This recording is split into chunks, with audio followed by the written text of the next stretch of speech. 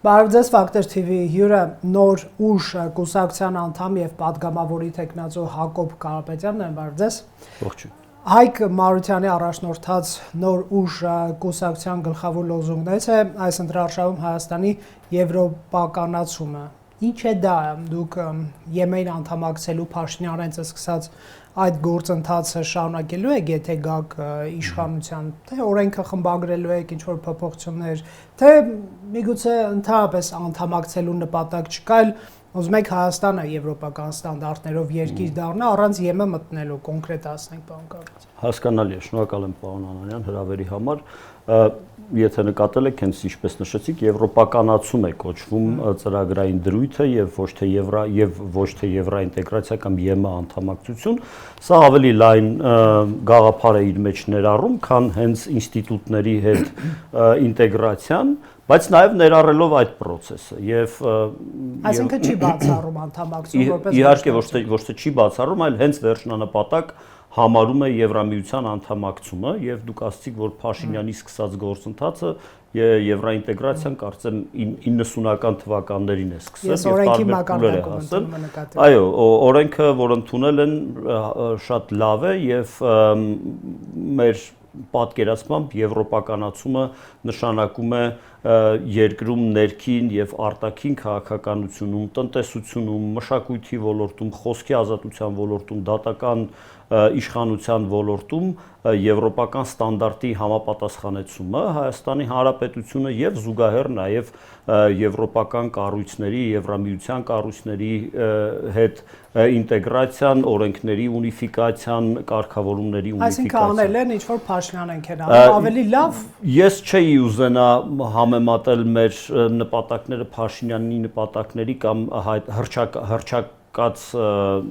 նպատակների հետ, որովհետև այն ինչ հայտարարում է Փաշինյանը այսօր կարող է տրամագծորեն հակառակին հանգեցնել վաղը, մենք դրա օրինակները տեսել ենք եւ Արցախի հարցում նրա հայտարարությունների եւ գործողությունների եւ արկա վիճակի եւ նույն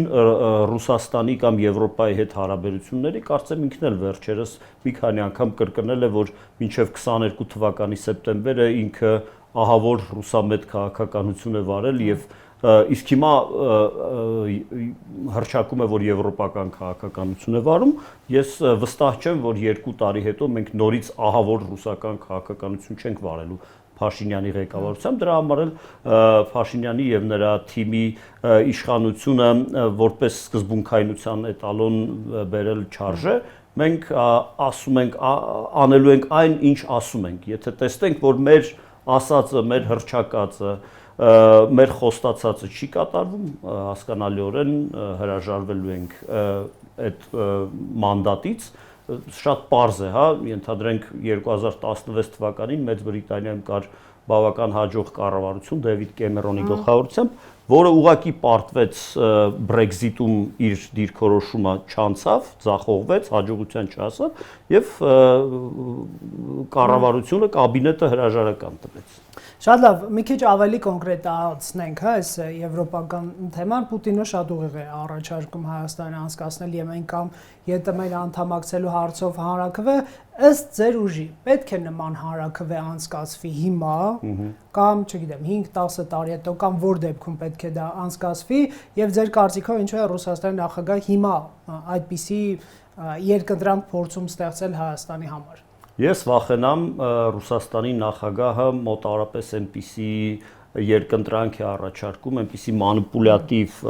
հնարք է առաջարկում Հայաստանի Հանրությանը, ինչպիսին օրինակ Ղարաբաղի կարգավորման շրջանում, երբ ասում էին նույնիսկ Հայաստանը չի ճանաչել Լեռնային Ղարաբաղի անկախությունը, ինչպես մենք կարող ենք նրանց աջակցել այդ հարցում կամ ինչպես մենք կարող ենք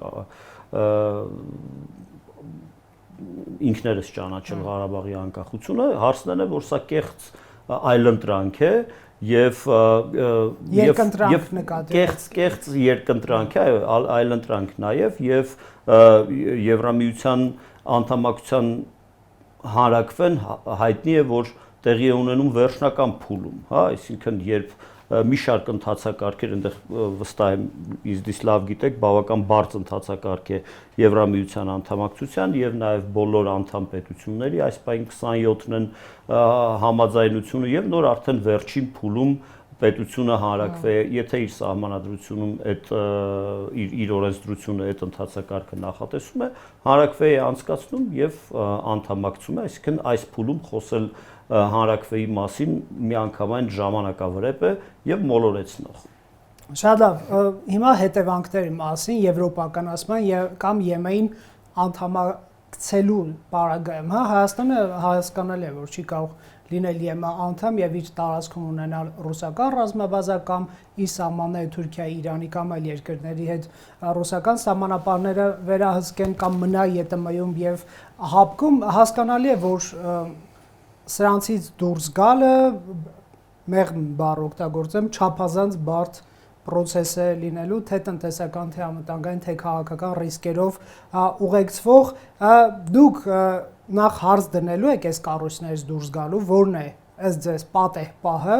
եւ ռիսկերի կառավարման ինչպիսի ասես բարձիկներ ունեք, ով է օգնելու, ինչով է օգնելու, ասենք տնտեսական պատժամիջոցների պարագայում կամ անվտանգային վակուում արդյոք առաջանալու այս ձեր գնահատականի թե ոչ եւ ինչպես ենք դա փակելու։ Անշուշտ, եթե սկսենք հավաքական անվտանգության պայմանագրի կազմակերպությունից, հապկից այդ կազմակերպությունը երբեք անվտանգության բարձիկ չի եղել եւ առավել եւս այդպեսին չէ այսօր եւ այնտեղ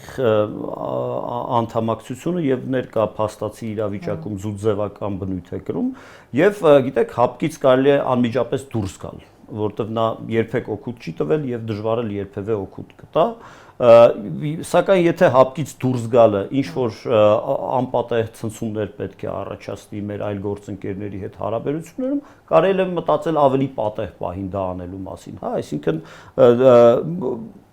տեսեք, մենք տեսնում ենք գործող իշխանությունը վերջերս ասում էր, եթե հապկը խանգարում է մեզ այլ հարևանների, այլ գործընկերների, այլ բլոկների հետ մեր ռազմավարական հարաբերությունները զարգացնել, ապա հապկից պետք է դուրս գալ։ Եթե չի խանգարում եւ եւ մենք կարող ենք հապկում մնալով ֆորմալ անդամակցությունը պահպանելով համագործակցել Ֆրանսիայի, ՆԱՏՕ-ի անդամ այլ երկրների կամ այլ գործընկերների, օրինակ Հնդկաստանի հետ, ապա թող մնա։ Ռազմաբազայի հարցը, սահմանապահների հարցը, այն պետք է այդ մարդկանց մի օր ասել հաջողություն եւ որ պահն է դա։ Անշուշտ պետք է այդ մարդկանց օրերից մի օր ասել հաջողություն, ուղիղ այն պահին, երբ մենք տեսնենք, որ մենք ինքներս կարողանում ենք պահպանել, ուրեմն ապահովել սահմանապահ ծառայությունը այնտեղ, ինչ վերաբերում է ռազմաբազայի պայմանագրի ժամկետին դեռ 11-ից ավել կա, կարծես թե շուրջ 2 տասնամյակ եւ այստեղ էլ, հա, պետք է տեսնել ինչքանով է օգուտների եւ վնասների հարաբերակցությունը։ Հիմա մենք խոսում ենք այնպիսի ոլորտներից եւ որոնք որ որոշակի նաեւ գաղտնիության ռեժիմ են պարունակում եւ մի բան է դու ընդդիմությունում լինելով դատողություններ անես, մի ուրիշ բան է դու լինես ներսում եւ, չգիտեմ, թվականակի կամ սպառազինության հետ կապված այլ տվյալների տիրապետելով դրա հիման վրա դատողություն անես, այստեղ ընդհանուր սկզբունքը հետեւյալն է։ Ընդհուպ այն պահը, որ այս կամ այն բլոկում մեր գտնվելը մեզ վնասում է, պետք է դադարեցնել կամ նվազեցնել, սահմանափակել այդ բլոկում գտնվելը եւ հակառակը, երբ մենք խոսում ենք եվրոպականացման եւ եվրոինտեգրացիայի մասին, պետք է շարժվել այն արագությամբ եւ այն տեմպերով, որպեսզի այդ շարժումը կործանարար չլինի երկրի համար, միևնույն ժամանակ չափազանց չխոչընդոտի մեր վերջնանպատակին հասնելու։ Ակնհայտ է, որ Հայաստանում ԵՏՄ-ի անդամակցությունը եւ Հայաստանի եվրոպական ստանդարտներ ներգրավելը եւ կիրառելը պետական ինստիտուտներում կամ ինչ որ մի օր ազատ առևտրի ռեժիմի գոտու ռեժիմ բանակցելը անհամատեղելի է դարձնելու Հայաստանի անդամակցությունը ԵՏՄ-ի հետ։ Այդ պահը ինչ որ մի օր գալու է, եթե իհարկե այս process-ը շարունակվի, իսկ այդ ինչ որ մի օրը հավանաբար այն է, երբ որ արդեն Հայաստանը անդամակցում է ԵՄ-ի ազատ առևտրի գոտում, չէ՞, չենք կարող երկու գոտում միաժամանակ DCFTA-ը, որը որ 13 թվականին բանակցված էր եւ արխիվում է, ինչքան գիտեմ Հայաստանի ԱԳՆ-ը, ռուս պաշտոնյաներն ենք մենք հիշեցնում եւ ցիտում, որ տնտեսական բացական հետևանքներ կարող են լինել, եթե էջը բացենք, շատ երկար կթվարկենք բիզնեսների համար խնդիրներ, մաքսային դրույքների փոփոխություններ եւ այլն։ Այդ ձեր կարծիքով կամ ձեր գնահատմամբ արդյոք Եվրամիությունը լիարժեքորեն աջակցելու է այս ցնցումը կրել, իսկ որ դա ցնցում է լինելու տնտեսության համար, որոշակի խոչընդոտներ, միգուցե անորոշություն, դժվարություններ, ապրանքներ ներկրել, արտահանել, նոր շուկաներ գտնել, սրանք շատ բարդ իրադրություններ են։ Ոնց է հաղթարելու Հայաստան։ Տեսեք, մենք մեր եվրոպացի գործընկերների եւ դիվանագիտական շրջանակներում եւ փորձագիտական շրջանակներում եվրոպացի գործընկերների հետ զրույցներում հաճախ ենք խոսում սրա մասին եւ ընկալումը հետեւյալն է, որ իհարկե բոլորը հասկանում են եւ մեր աշխարհագրությունը եւ մեր համատեքստը, հա, եւ կապերը Ռուսաստանի հետ եւ Ռուսաստանի, այսպես ասած, ԱՊՀ տարածքի հետ, հա, չեմ սիրում հետ խորհրդային տարածք եզրույթը եւ ուրեմն համագործակցությունը նրանք էլ գիտակցում են, որ պետք է կառուցել այդ ամենը հաշվի առնելով իհարկե անշուշտ Եվրամիությունից պետք է ակնկալել աջակցություն, որպեսզի այն ցնցումները, որոնք կարող են լինել, հնարավորինս մեղմվեն եւ հնարավորինս քիչ վնաս հասցնեն Հայաստանի տնտեսությանը, այդ անցումային փուլը, հա, մեկ տնտեսական միությունից մեկ այլ տնտեսական միություն անցում կատարելու շրջանը հնարավորինս անցավ եւ անցնցում հաղթահարելու եւ վստահաբար որքան որ Հայաստանին է պետք եվրոպական միությունը, մոտավորապես նույնքան էլ պետք է Եվրամիությանը պետք լինի Հայաստանի անդամակցությունը, Հայաստանի ընկերությունը եւ Հայաստանի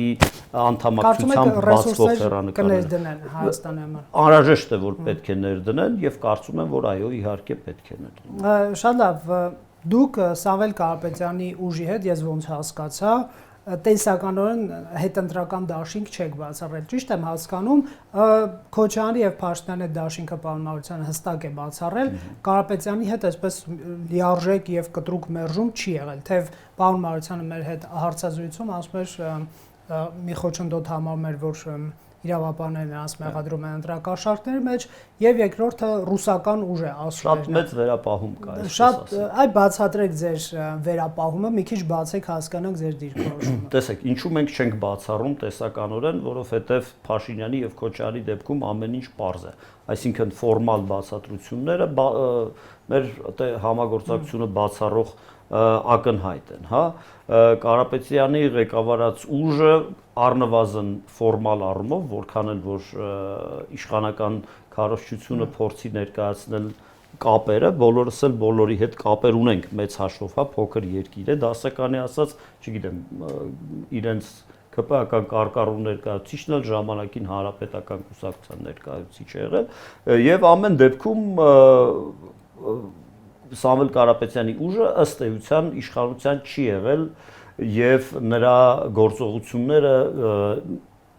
իշխանության մեջ գտնվելով մենք չենք տեսել։ Մենք դատում ենք նրանց հայտարարություններից եւ գործողություններից եւ նաեւ նրանց բեքգրաունդից եւ ակնհայտ է, որ Սամվել Կարապետյանը ռուսաստանցի օլիգարխ է, ռուսաստանահայ օլիգարխ է, օլիգարխ տերմինը չգիտեմ ինչքանով է այստեղ տեղին, լավ, մեծահարուստ գործարար է եւ անշուշտ շատ խորը կապերով կապված է ռուսաստանյան կառավարող էլիտայի հետ եւ մենք սրանում որոշակի բարդություն տեսնում ենք տեսական համագործակցության շնորհիվ։ Բայց եթե եւ այն ժամանակ, երբ խորհրդարանական ընտրություններից հետո կձևավորվի ինչ որ կոնֆիգուրացիա դիմադիր դաշտում, որը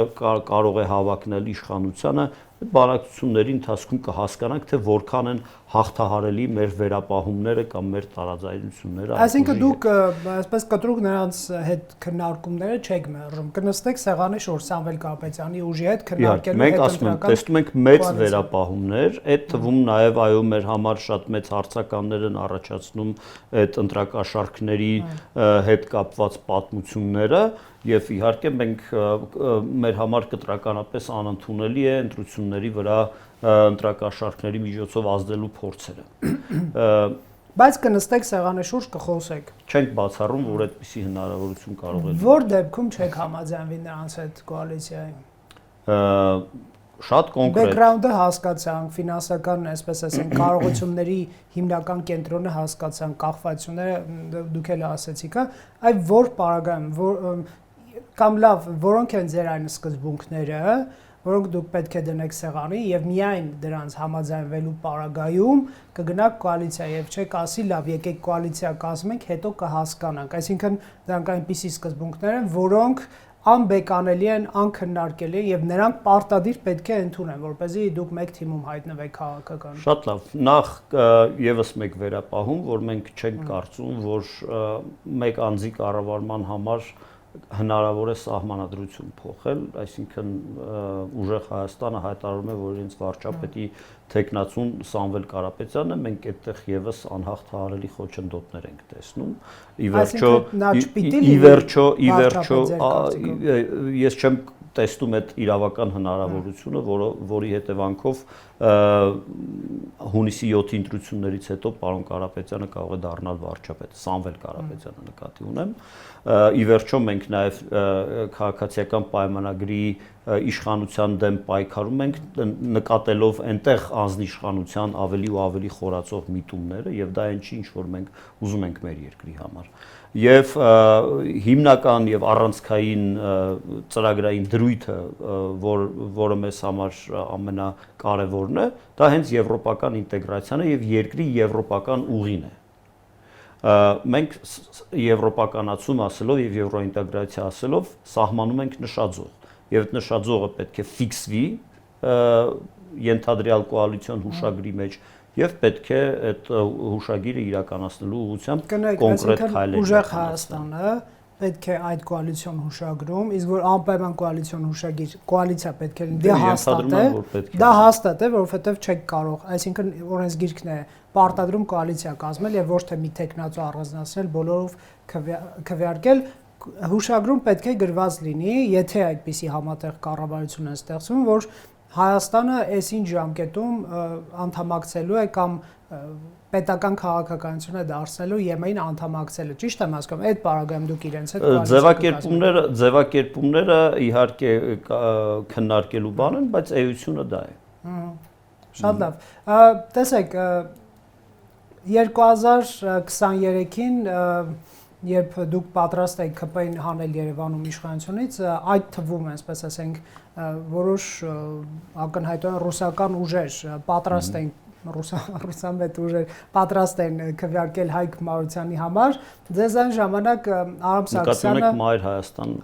դաշինք է, չէ՞ կարծես։ Այո, կուսակցությունը, եթե չեմ սխալվում։ Արամ Սարգսյանը որակել էր ռուսական պլանի մաս կազմող ուժ, այն իմաստով, որ ոնց որ հայտնվում եք, այսպես ասենք,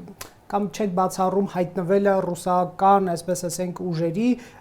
հետ նույն տարածքում, հա, եթե նույնիսկ պարոն Մարությանն էր դառնում քաղաքապետ, ամեն դեպքում այդպիսի ուժեր են ձեզ աջակցում եւ այլն, այս անգամ էլ արդյոք դաշտը սև ու սպիտակ չի եւ եթե ռուսամետ չեք, այսպես մի քիչ ավելի տրամաբանական չի ԿՊ-ի հետ ինչ որ լեզու գտնել, էլի ձեր սկզբունքներով գնալ, արդեն որպես սուբյեկտ, ոչ թե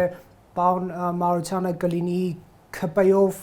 քաղաքապետ դարձած գործիչ, այլ արդեն կունենա սեփական ռեսուրսը քաղաքական։ Ուզում եմ ասել, ոնց որ նրանք ավելի եվրոպամետ են այս պայդրությամբ գոնե, քան թե Սամվել Կարապետյանը միանշանակ ինչքան էլ Կիպրոսի անձնագիր ունենա։ Շատ լավ։ Տեսեք, նախ 2021 թվականին, երբ քաղաքացիական պայմանագիրը Երևան քաղաքում ըստ էության ուզուրպացրեց 23-ին էր, խոսում եմ 21 թվականին, ինչի է անհամատեղելի ԿՊ-ի հետ։ Երբ 21 թվականին ուզուրպացրեց, հա, Երևան քաղաքում իշխանությունը, անվստահություն հայտնելով քաղաքապետ Հայկ Մարությանին, այդ ժամանակ կարող եք տեսնել, կարող եք հիշել, դուք վստահ եմ կհիշեք եւ հանրային տրամադրությունները, եւ հիմա էլ հենց հիմա կարող ենք դուրս գալ փողոց եւ հարցնել երևանցիներին վերջին 20 տարվա մեջ ամենահաջողված քաղաքապետը այս քաղաքում ով է եղել եւ վստահ եմ, որ շատ-շատերը եթե իրենք ինչ-որ անձնական կապեր չունեն նախկին այլ քաղաքապետերի հետ, վստահ եմ, որ շատ-շատերը կպատասխանեն, մեծամասնությունը կպատասխանի, որ Հայկ Մարությանը ամենահաջողակ քաղաքապետն է եղել։ Քաղաքացիական պայմանագիր կուսակցությունը ինչ նեղ խմբային շահերի պատճառով իր լավագույն ամենահաջողված գործընկերներից մեկին, Հայկ Մարությանին, անվստահություն է հայտնել։ Քաղաքացիական պայմանագիր կուսակցությունը դրանից առաջ որոշ գործողություններ են եղել եւ մեդիա տիրույթում, մեդիա արշավներ ընդդեմ քաղաքապետի եւ օրինակ ամենապարզ բանը ասեմ, ամենաաղաղակող բանը, որ Երևանի համար 160 նոր ավտոբուս պետք է գնվեր, դա շատ ճգնաժամային պահ էր եւ քաղաքին օդ ու ջրի նման այդ ավտոբուսները պետք էին եւ քաղաքապետը արդեն մրցույթը պատրաստվել էր եւ հայտարարվել էր, ուղղակի պետք էր ավականու հաստատումը, որ այդ ավտոբուսները ներկրվեին եւ տեղեկություն ստացվավ քվեարկության նախորդ երեկոյին, որ ԿՊ վարչությունում կա որոշում, որ այդ քվեարկությունը պետք է ձախողել։ Հաստատված որոշում է, կարող եք հարցնել, չեմ կարծում, որ կհերքեն, էլի։ Այսինքն այն մարդկանց հետ, որոնք ինչ-ինչ քաղաքական մանր նպատակահարմարություններից մանրախնդիր նպատակներից ելնելով կարող են քաղաքին նման կերպ վնաս տալ, կասեցնել քաղաքի զարգացումը եւ հետո ապատեղեկատվական շատ վատ արշավներ իրականացնել Հայկ Մարությանի եւ նրա թիմի նկատմամբ, այդ թիմի հետ իսկապես իմաստ չունի ճանապարհ անցնել։ Կնեք պարոն Կարապետյան, կշարունակեք, բայց այստեղ մի բան կա։ Հիշում եք Տեր-Պետրոսյանի եւ Քոչարյանի գոնե առերևույթ հրապարակային թշնամանքը, ես կասեի, դա շատ լուրջ քաղաքական մրցակցություն է, շատ դաժան մրցակցություն է 2007, 8, 9 եւ հետո արդեն Սերժ Սարգսյանի հետ դա շարունակվեց, այն վիրավորանքները մարտի 1, հա, այդ բան չասեմ։ Բայց 2021-ին, չէ, Տեր-Պետրոսյանը պատրաստ էր նրանց հետ նույն թիմում հայտնվել, իհարկե ոչ իր դեմքով, ոչ Քոչարյանի, բայց քաղաքական ուժերը նույն դաշինքում հայտնվեն, նախընտրական դաշինքում։ Որովհետև նրանք համարում էին, որ երկիրը օրհասական վիճակում է։ Փառք Աստծո, հիմա մենք այդ վիճակում ենք, մեր գնահատականը այդպեսին չէ, որ երկիրը օրհասական վիճակում է։ Շատ լավ, հիմա դուք կշարունակեք, ԿՊ-ի հետ դուք նկարագրեցիք, կարող է ավելի դաժան բան է եղել, կարող է վիրավորվել եք դուք, նրանք եւ այլն, էլի։ Ես շատ բան հետևել եմ, գիտեմ ինչ արդյոք այնպիսին է, որ ընդհանրապես որևէ, այսպես ասենք, համագործակցության տեղ չկա։ Տեսեք, ես ինչ օրինակ բերեցի, բայց նրանք եկան ինչ-որ մի փուլի վայր դրեցին Ռաֆ Հովհաննիսյանի ասած կուսակցական դրոշները եւ բարձրացրեցին Հայաստանը։ Ինչ-որ համատեղ դրոշ էին ուզում բարձրացնել, չստացվեց։ Այսպես թե այնպես մենք բոլորս մեկ դրոշի տակ ենք ապրում, Հայաստանի Հանրապետության դրոշն եւ սահմանադրությունն է եւ Աստված ոչանի, եթե ինչ-որ օրհասական իրավիճակ լինի, ինչպիսին է օրինակ պատերազմը, նույն պատերազմի 20 թվականի պատերազմի օրերին արդեն քաղաքապետ Մարությանի եւ վարչապետ Փաշինյանի միջև անվերականգնելի խզում էր տեղի ունեցել քաղաքական առումով, դրա հանրային նշանները կային եւ ոչ հանրային ինչ որ գործընթացներ կային պատերազմից առաջ, բայց պատերազմի ներողություն, պատերազմի ընթացքում Հայկ Մարությանը անվերապահորեն ուրեմն ենթարկվել է կառավարության որոշումների եւ անվերապահորեն աջակցել է կառավարությանը նույնիսկ այն դեպքերում, երբ տարակուսանք էին առաջացնում այդ որոշումները, երբ մասնավորապես օրինակ վարչապետը հայտարարեց, որ համայնքի ղեկավարը պետք է ջոկատ կազմի եւ գնա ինքնապաշտպանական պատկերացնում եք 1 միլիոնանոց քաղաքի ղեկավարը ահռելի այդ ինֆրաստրուկտուրայի ղեկավարումը պետք է բաց թողեր եւ այդպես էլ եղավ ըստ էության, էլի, որովհետեւ դա երկրի ղեկավարի կամքներ այդ պահին, իսկ պատերազմի ժամանակ երկրի ղեկավարի, ուրեմն գերագույն գլխավոր ղեկավարության կամքը պետք է կատարել։ Ուզում եմ ասել, այդպիսի Աստված ոչանի այդպիսի իրավիճակներում հայտնվենք եւ եկեք չմոդելավորենք նաեւ այդպիսի իրավիճակներ, մեր գնահատականը ներկա խորհրդարանական ընտրություններում այդպիսին չէ։ եւ մենք իսկապես վստահ չենք ով է ավելի շատ ուրեմն չգիտեմ ռուսական ուժ եւ ով է ավելի շատ եվրոպական ուժ, որտեվ ասում եմ տեսել ենք Նիկոլ Փաշինյանի կառավարության 8 տարիներ։ ԿՊ-ի այդ օրենքը ընդունվեց ամեն դեպքում։ ԿՊ-ն գիտեք, ԿՊ-ի կառավարումը քաղաքագիտության մեջ կոչվում է օպորտունիզմ, այսինքն պատեհապաշտական կառավարում է, որովհետև այս պահին, եթե ժողովրդական տրամադրությունները մի քիչ Ռուսաստանին դեմ են, ուրեմն պետք է որդեգրել պրոեվրոպական իշխանություն, պրոեվրոպական ուղի։ Վստահ եղեք, որ հաջորդ պահին, եթե պրոռուսական տրամադրությունները երկրում բարձրանան եւ հակառակը հակառեեվրոպական, վստահ եղեք, որ ուրեմն կորդեգրեն պրոռուսական։ Իմ ասածը գիտեք, որն է, երևի հարցս ամբողջական չէ, նկարագրեցի։ Ենթադրենք ձեր ուժից է կախված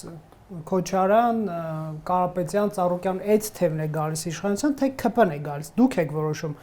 Արժեքային դաշտում, առաջնահերթությունները դուք ավելի շատ ինչ որ մեկի հետ պետք է ձեզ տեղորոշեք։ Եթե չտեղորոշեցիք եւ ինչ որ մեկին ձեր քվեները չտվեցիք, գնալու է երկրորդ փուլ, դուք դուրս եք գալու խորհրդանից, ԿՊ-ն եւ երկրորդ տեղը զբաղեցնող ուժը գնալու են եւ երկկուսակցական կամ երակուսակցական, չգիտեմ, ինչ որ խորհրդան, այսինքն դուք խաղից կամ դուրս եք մղվելու, կամ էլ ընտրություն եք կատարելու, որն է ձեր դիրքորոշումը։ Քվեների տերն ենք, այսպես թե այնպես։ Բայց իմ նկարագրած սխեմայում խնդրում եմ ձեր երկրորդ փուլն էլ է տարբերակ, նախ ես ուզում եմ եւ մեր հեռուստադիտողներին ասեմ եւ ձեզ պարոն Անանյան, չնայած դուք կարծում եմ տեղյակ եք, դա ամենա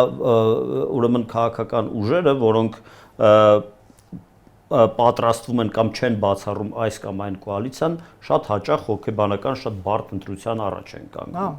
Դա ամենևին էլ հեշտ չէ, հա։ Ինչ-որ սկզբունքներ պետք է ինչ որ սկզբունքների դեմ պետք է գնաս, ինչ որ մարդկանց կներեք, ձեռք պետք է սեղմես, որոնց դու այդքան էլ մեծ հաճույքով չես սեղմում այդ ձեռքերը։ Վիրավորանքներ պետք է մոռանաս։ Բայց հանրային կառավարումը, քաղաքականությունը դա է եւ հենց այդ կոմպրոմիսներն են եւ հենց այդ որոշ բան տալը, բայց ինչ որ մի կարևոր բան ձեռք բերելը երկրի հասարակության զարգացման համար հենց կոչվում է պարլամենտարիզմ։ Այսինքն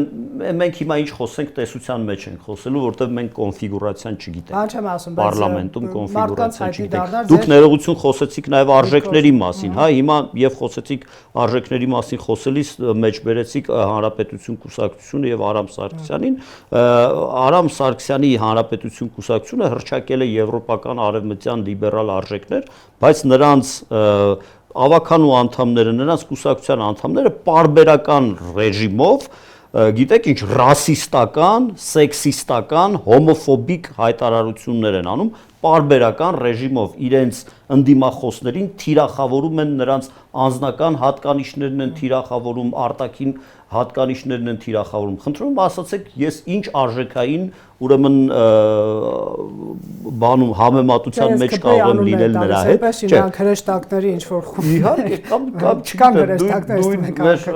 հարգարժան գործընկել Արուսյակ Ջուլհակյանը, որը մարդու իրավունքների կարծեմ հանձնաժողովի պաշտպանության հանձնաժողովի ղեկավար է ընտրվել, նրա հայտնի արտահայտություններից հետո ինձ համար դրանց արժեքային կաղապարները շատ կասկածելի են։ Այնպես որ այստեղ արժեքները եւ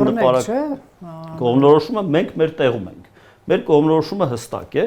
Մենք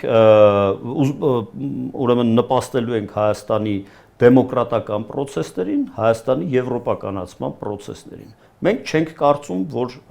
քաղաքացիական պայմանագիր կուսակցության հետ այդ process-ը հնարավոր է միասին անել, իհարկե բացառվում է նաև Քոչարյանի հետ անել։ Մնացածը կտեսնենք, չգիտեմ։ Կարապետյան տարբերակը արդեն հասկացանք, որ քննարկել է Սամվել, ոչ թե Հակոբ։ Մի քիչ շատ քիչ հավանական եմ համարում, ամեն դեպքում վերապահումներ կա, բայց բացառել չենք կարող։ Շնորհակալ եմ զրույցի համար։ Factor TV-ում հյուրընկալել ենք Հակոբ Կարապետյանին։